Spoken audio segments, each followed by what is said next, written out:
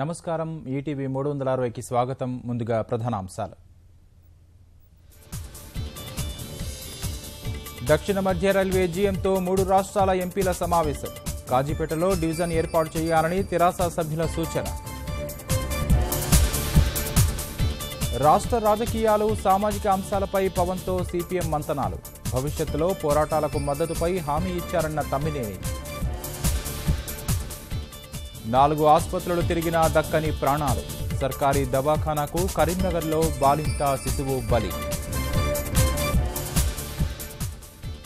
మేడ్చల్లో సంచలనం రేపిన దారుణ హత్య. మృతదేహాన్ని ముక్కలు చేసిన కిరాతకులు. ట్రిపుల్ తలాక్పై సుప్రీంకోర్టులో విచారణ. బహుభార్యత్వం జోలికి వెళ్లమన్న కోర్టు.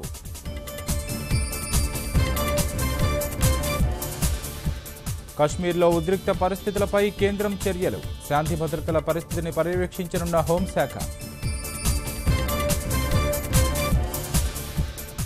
ఉత్తర కొరియాపై నిఘా పెంచిన అమెరికా. అణు కార్యక్రమాల పర్యవేక్షణకు ప్రత్యేక విభాగం.